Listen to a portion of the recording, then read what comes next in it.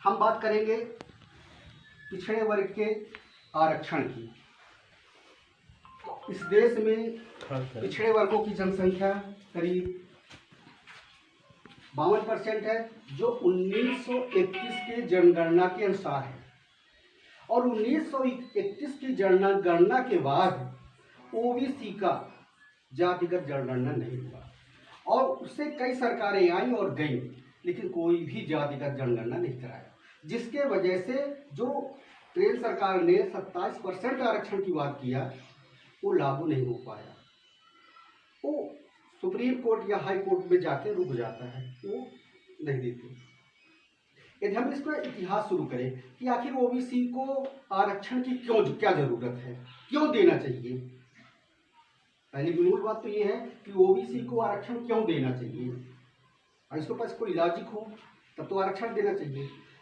तो हम अपन इतिहास में चलते हैं कि जो ओबीसी वर्ग है, अन्य पिछड़ा वर्ग, जिसमें बहुत सारी 6743 जातियां हैं, जिनको कभी भी पढ़ने का अधिकार नहीं मिला, जिसके वजह से वो मानसिक रूप से बहुत कमजोर हो गया। जब ये अंग्रेज आए तब चूंकि उनको अपने ऑफिसों में कुछ काम कर्मचारियों की आवश्यकता थी, तो पढ़े लिखे लोग वो इंग्लैंड से ला नहीं सकते थे, तो यहाँ विद्यालय संचालित किए और हमारे लोगों को पढ़ाए। वहीं से शिक्षा का शुरुआत हुआ। और जब ये विद्यालय खोले और हम लोगों को पढ़ने का अधिकार दिए, वहीं से जो सवर्ण वर्ग था वो विरोध करना शुरू कर दिया। ये हमारा सब धर्म ताप लिया, जब ये पढ़ेगा तो लड़ेगा। उनके दिमाग वो बहुत एडवांस, 1000 साल पहले सोच लेते क्या करेंगे, 1000 साल बाद क्या होगा। लेकिन पढ़ना शुरू हुआ। 1831 में पहली जनगणना हुई, जातिगत जनगणना पूरे देश का। 1881 में। अच्छा। 1881 में पहली बार जनगणना, जातिगत जनगणना हुआ। किस देश में किस किस जाति के लोग हैं, और कितना उनका जनसंख्या है, उनकी आर्थिक स्थिति क्या है। इसके बाद हर 10 साल में होने लगा। ये 1931 तक आया, और इसी में 1901-2 में अपन छत्रपति साहू जी महाराज आरक्षण की घोषणा किए थे अपने राज्य में, कोल्हापुर में 50% का आरक्षण उन्होंने पहली बार दिया था। तभी वहाँ के सवर्ण जो थे विरोध किए, क्योंकि उनके पूरे मेजॉरिटी में सिर्फ उन्हीं का कब्जा था, जिनको बाहर करके और 50% अन्य लोगों को रिजर्वेशन दिए। खैर चलता रहा। 1931 में फिर से जनगणना हुआ, जातिगत जनगणना। उसके हिसाब से इस देश में ओबीसी जिनको काउंट करते हैं हम लोग, उसकी संख्या मात्र 52% है। ठीक। इसके बाद 41 में जनगणना हुआ, लेकिन द्वितीय विश्व युद्ध होने के चलते उसको माने आउट ऑफ नहीं कर पाए, और वहाँ से वो रुक गया। इसके बाद देसी सरकार हो गई, और देसी सरकार ने कभी भी जातिगत जनगणना कराने की बातें नहीं सोचा। जब भी हो, आज नहीं कल, कल नहीं परसों, इस टाइप से। इसके बाद 1978 में जब मोरारजी देसाई थे, तब ये मंडल कमीशन की बात की। बीपी मंडल जो बिहार से आते हैं, इनको एक कमेटी बनाया गया बीपी मंडल जी के थ्रू, मंडल कमीशन, कि अब आप भाई ओबीसी में आने वाले लोगों का सामाजिक, आर्थिक और शैक्षणिक वो करिए, जांच करिए, और उनका प्रतिवेदन प्रस्तुत करिए। जो कुछ समय जनता पार्टी की सरकार थी, और 80 में चली जाती है, फिर आ जाती 81 में अपना प्रतिवेदन देते हैं। उस समय कांग्रेस की सरकार आ जाती है, और उसको फिर से वो ठंडे बस्ते में डाल देती है। 1984 में ये थे क्या नाम मुख्यमंत्री अपने प्रदेश में, अर्जुन सिंह। इन्होंने 1984 में भी 27% आरक्षण की घोषणा की है। हम उस समय पढ़ते थे, फर्स्ट ईयर में थे, और बहुत बड़ा आंदोलन था। उस साल पहली बार इस देश में जनरल प्रमोशन हुआ था, 1984 में, जब इंदिरा गांधी का हत्या हुआ था, वही 84 में। उस समय फर्स्ट ईयर में थे, उस साल जनरल प्रमोशन हुआ था। फिर वो स्टे हो गए, हाई कोर्ट ने स्टे लगा दिया। वो हम इससे तो बताएं क्यों रोक लगा रहा हाई कोर्ट और सुप्रीम कोर्ट, क्यों रोक लगा रहे हैं। फिर 1989-90 में बीपी सिंह सरकार आई। बीपी सरकार ने फिर से मंडल कमीशन को लाया। तब ये बीजेपी के जो लोग थे, इसका काट ढूंढे कि इसको कैसे हम तोड़े, तो उन्होंने कमंडल लेके आया, राम मंदिर और बाबरी मस्जिद का केस लेके आए, और तमाम सारे संघर्ष चले। उस साल भी बहुत ज़्यादा आंदोलन हुआ इस देश में। और इस तरह से 1993 में पहली बार आरक्षण की बात हुई और फिर केंद्र सरकार ने भी लागू किया। इसके बाद पूरा भी फिर भी पूरे तरीके से नहीं लागू हो पाया। 27% केंद्र सरकार ने दिया, लेकिन हर जगह नहीं मिल पाया। जो ये केंद्रीय विश्वविद्यालय है, शिक्षकों के पद में वहाँ नहीं देना है, केंद्रीय और जो बहुत सारे काम हैं उन पर नहीं मिला। बाद में जो भी सरकारें आई, जनगणना नहीं हुआ।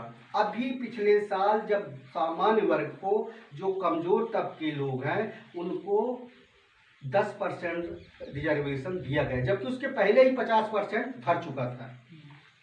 और ये कहा जाता है, हालांकि संविधान में कहीं पर भी नहीं लिखा, आप धारा संविधान के सेक्शन 16 में भी देख सकते हैं, और कहीं पर भी ये नहीं लिखा कि 50% से ओवर रिजर्वेशन नहीं हो सकता। हालांकि तमिलनाडु में तो 75% रिजर्वेशन है, फिर भी हो गए, लोग अपना अपना चला रहे हैं। अब पिछले साल जब 10% आरक्षण दिया गया वो जनरल को, तब फिर से राज्य सरकारों ने 27% आरक्षण की लागू की। मध्य प्रदेश में हर राज्यों में हुआ, तो ये जाके हाई कोर्ट ने इसको रोक लगा दिया। क्यों लगा दिया? क्या कह के लगाया कि भाई अभी ओबीसी का जातिगत जनगणना नहीं मालूम है हमको कि कितना है, क्या इनको 27% आरक्षण देना उपयुक्त है कि नहीं है, क्या अधिक भी हो सकता है, कम भी हो सकता है। तो राज्य सरकार या केंद्र सरकार, क्योंकि जनगणना कराने का अधिकार केंद्र सरकार को, केंद्र सरकार जनगणना करा ले और उसका रिपोर्ट दे दे, डाटा दे दे, हम इसको लागू करने में हो जाए। लेकिन केंद्र सरकार, जो ये मोदी सरकार है, चाहे कांग्रेस की सरकार रही, कभी किसी सरकार ने जातिगत जनगणना नहीं कराना चाहिए और नहीं करा रही है। वो कांग्रेस की सरकार कभी नहीं कराई, बीजेपी सरकार वो भी नहीं कराई, क्योंकि चोर चोर मौसेरे भाई हैं, दोनों में एक ही लोग बैठे हैं, सिर्फ उनके जो फिगर है, जो फेस है, वो दूसरा, लेकिन आंतरिक विचार एक ही हैं दोनों के। चूंकि वो जब ओबीसी का आरक्षण आ जाएगा, तो जो उनके लोग मजा मार रहे हैं हमारे हक में, वो मजा खत्म हो जाएगा। उस मजा को रोकने के लिए कहीं का जातिगत जनगणना, नीतीश कुमार जी ने भी आवाज उठाया, मुलायम सिंह ने भी आवाज उठाया, लालू ने भी आवाज उठाया, और अपन शरद यादव जी भी आवाज उठाए, और सारे बहुत सारे जो भी अपन ये हैं शरद पवार जी, वो भी आवाज उठाए, बहुत सारे लोग, कि इस साल जातिगत जनगणना होना चाहिए। लेकिन मोदी बोल रहा है कि जातिगत जनगणना नहीं करेंगे। बहुत बड़ा, यहाँ तक कि नीतीश कुमार की सरकार, जनता दल यू खतरे में पड़ गया है। तो कहता हूँ बाद में देखेंगे, लेकिन इस साल जातिगत जनगणना होगा। आज पूरे देश में लगभग जो बड़े शहर है, दिल्ली है, भोपाल है, यहाँ आंदोलन भी पिछड़े वर्ग के लोग कर रहे हैं। उसमें एक तरीका बताया गया, यह जातिगत जनगणना नहीं कर रहा सरकार, तो हम लोगों को इस जातिगत जनगणना में सहयोग नहीं करना है। जो भी अधिकारी कर्मचारी हमारे घर में हमारी जानकारी लेने आएगा, उसको हम अपना कोई बायोडाटा नहीं, ठीक हमारे घर का आदमी है तो रिश्तेदारी में आए तो बैठो, लेकिन इस सरकार की तरफ से आए हो तो नमस्कार, बाहर बैठो, जो भी लिखना पढ़ना लिखो, पढ़ो, जाओ। पहली बात तो हमको राष्ट्रपति के नाम पर ज्ञापन देना है, अपनी शक्ति भी दिखाना है कि हम ओबीसी के लोग। मैं तो कहता हूँ आज के टाइम में ओबीसी की संख्या 52 से 60% हो गया है, जनगणना करा लो। संविधान के धारा 340 में एक बात लिखा गया है ओबीसी के लिए, कि जो सामाजिक रूप से पिछड़े वर्ग लोग हैं, जो आर्थिक रूप से कमजोर वर्ग के लोग हैं, इनको सरकार का एक प्लानिंग चलता है, योजना चलता है कि जब इनकी जनगणना आ जाएगी तो उनको आगे प्रोग्रेस करने के लिए विशेष पैकेजेस चालू की जाएंगी। तो जब जनगणना नहीं होगा तो पैकेज देने कोई सवाल नहीं उठता। आज भी देखो सरकारी जो भी स्कीमें आती हैं, उसमें एससी का कॉलम रहेगा, एसटी का रहेगा, जनरल का, ओबीसी का नहीं रहता। तो जब ओबीसी का जब हमारा क्लासिफिकेशन नहीं हो पा रहा है, हम अलग से अपना रिप्रेजेंटेशन नहीं कर पा रहे हैं, हमारी जनसंख्या का काउंट नहीं हो रहा है, तो वो फायदा से हम वंचित हो जा रहे हैं। नौकरियों में यदि हम केंद्र सरकार की स्थिति में देखें, केंद्र में हमारे कितने लोग हैं, 0 में है। यदि हम जस्टिस पे जाए, जुडिशियली पे जाए, आप वकील साहब हमें बताएंगे, सुप्रीम कोर्ट, हाई कोर्ट में शून्य है, कोई प्रतिनिधि हमारा नहीं है। ओबीसी जो इतना 52% जनसंख्या है, उसका कोई भी प्रतिनिधित्व नहीं है, क्योंकि हम मानसिक रूप से पहले से गुलाम थे। ये तो अभी 20, 25, 50 साल से हमको एजुकेशन में पढ़ने का अवसर मिला, फिर भी हमने बहुत बड़ा प्रोग्रेस किया। तो हमको आरक्षण जरूरी है, क्योंकि हम पहले से दबाए गए लोग थे। तो ये हमारा एक सोच था कि अपने लोगों को बताएं, भाई अपने लोग आगे आए, रोड पे आए, लड़ेंगे तभी पाएंगे, लड़ेंगे नहीं, घर में घुसे रहेंगे तो घुसे हैं। आज 50, 70, 75 साल हो गए आज़ादी के, घुसे हैं। दूसरी बात, ये जो सरकारी है, ये जानती है कि ये ओबीसी वर्ग है। एक वो बता दूं, यदि आप लोग नाम सुने होंगे, नाम उनका, वो कौन से थे, यादव जी, ललई यादव जी, ललई सिंह यादव जी, वो इन्होंने बड़ी अच्छी बात कहा था, तो खत्म हो गए। वो कानपुर से थे, वो बहुजन के बहुत बड़े चिंतक थे, उन्होंने ओबीसी वर्ग से 80%। हाँ, उन्होंने कहा ओबीसी को, पिछड़े वर्ग को, कैसे ये पिछड़ा वर्ग नहीं है, एक हिजड़ा वर्ग है।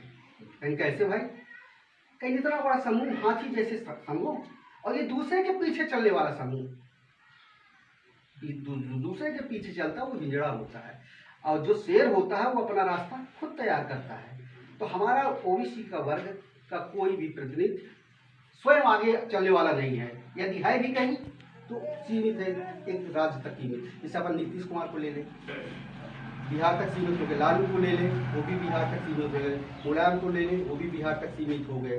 अपन यदि उनको ले लें, शरद पवार जी को, महाराष्ट्र तक सीमित हो गए।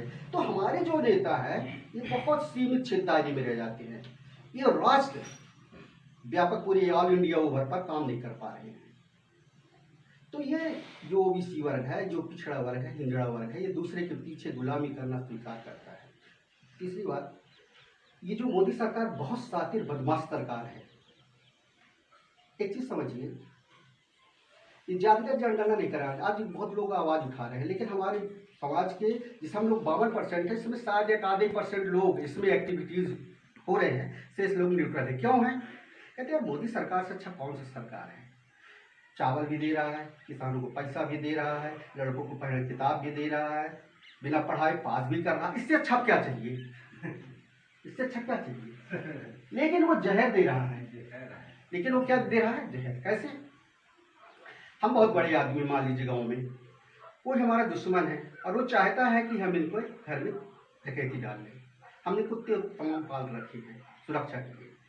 जब वो दुश्मन आता है हमारे घर तो डकैती डालने के मामले नहीं आता, वो कुछ रोटी वोटी लेके आता है और कुत्ते को थोड़ा सा खिला देता है और फिर चला जाता है। फिर दूसरे दिन आता है, फिर थोड़ा सा खिला जाता है, फिर चला जाता है। कुछ दिनों बाद उस कुत्ते का और उसका क्या हो जाएगा? दोस्ती हो जाएगा।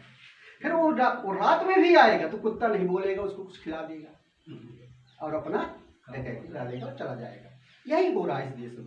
जो ये पैसे बांटे जा रहे, 4000 6000 से किसान की समस्या हल नहीं होने वाला है। ये मुट्ठी भर जो चावल या गेहूं दिया जा रहा है, नमक दिया रहा है, समस्या हल नहीं होने वाला है।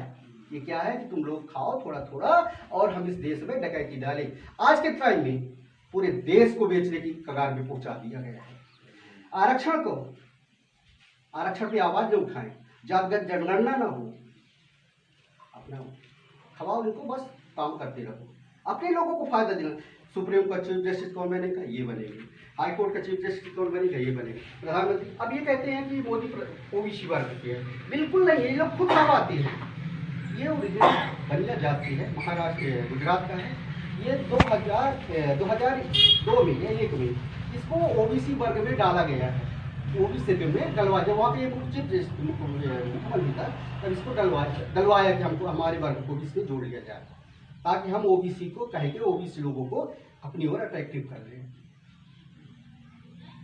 अब ये और सबसे बड़ी बात, यदि आप इस मोबाइल में सर्च करेंगे, ठीक है, अब 27% आरक्षण मिला अभी देखिए इस पर और क्या खेल होगा। इसके अलावा क्षत्रियों को, राजपूत को, ब्राह्मण को भी ओबीसी में एंट्री कर दिया गया है। बहुत सारे जिलों में, प्रदेश में कुछ विशेष ब्राह्मणों को ओबीसी में डाल दिया गया कि तुमको ये 50+10 60% हम दिए हैं, इसको खाओ पियो। इसमें भी पेट नहीं भरता तो तुमको हम डाइवर्ट करके इनके खांचे में घुसेड़ देंगे। आप मोबाइल में सर्च करिए, पूरे देश के अंदर करीब बहुत सारे लोगों को, ब्राह्मण और क्षत्रियों को ओबीसी कैटेगरी में लाके इन्वॉल्व कर दिया है और वो आपके साथ स्ट्रगल करेंगे, फाइट करेंगे और आगे फिर बढ़ जाएंगे। मान इधर भी लूटो इधर भी लूटो। भाई जब उनके पास 10% ऑटोमेटिक दे दिया गया तो उस कैटेगरी में रखा जाए ना, इधर क्यों घुसेड़ दिया गया? इधर भी घुसेड़ दिया गया है। इस तरह से पॉलिसी चल रहा है और हम लोग नहीं समझ पा रहे हैं। हमारे जो भी लोग हैं वो भजन गा रहे हैं, तो भजन गाने से समस्या हल नहीं होना। चाहे अपने लड़कों को चाहे जितना पढ़ा लो, जितना आपका जो भी करना हो कर लो, कुछ नहीं मिलने वाला। भाग में पहुंचे लब्धे सुन होगा। तो हमें जब तक देश की शक्ति, देश की न्यायपालिका, देश की संसद इस ओबीसी वर्ग के बीच में नहीं आएगा, उसका प्रतिनिधित्व ये नहीं करेगा, पीछे लगने से प्रतिनिधित्व नहीं होगा। आज 200 से ऊपर ओबीसी वर्ग के सांसद हैं, लेकिन वो दूसरे के गुलाम हैं। वो मुंह से नहीं बोल सकते, यदि बोलेंगे तो उठा के पटक नहीं बाहर, क्योंकि उसका प्रतिनिधित्व कोई और कर रहा है। तो हमको अपना प्रतिनिधित्व खुद करना होगा, और नहीं करेंगे, दूसरे के पीछे चलेंगे, तो हमको हमारा हक नहीं मिलने वाला। आप देख रहे हैं आज़ादी के 75 साल हो गए। आज़ादी 75 मतलब एक व्यक्ति ने जन्म लिया 47 में, आज वो मरने की कगारे पे पहुंच गया। वो सुख नहीं जाना कि सुख क्या होता है। ये स्थितियां इस देश की, और तमाम सारे देश में बहुत बड़े आंदोलन चल रहे हैं। को पिछड़ा वर्ग महासंघ भी बना हुआ है, और हम चाहते हैं कि हर लोग समझें।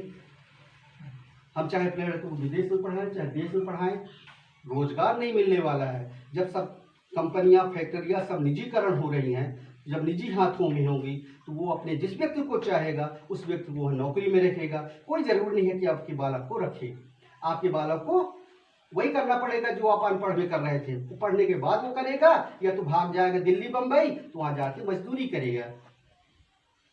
शिक्षा को पूरी तरह से बर्बाद ही कर दिया गया, बिना पढ़ाई पास कर किया जा रहा है। बुद्धि होना नहीं चाहिए, सर्टिफिकेट फिर ले लो और जाके घूमते रहो। तो मेरा यही सोच है कि हमको इस विषय पर विचार करना चाहिए। यदि हम बुद्धिजीवी हैं तो हमारा दायित्व बनता है कि समाज को आगे बढ़ाने के लिए हमें एक नया ठोस रणनीति तय करना चाहिए। धन्यवाद।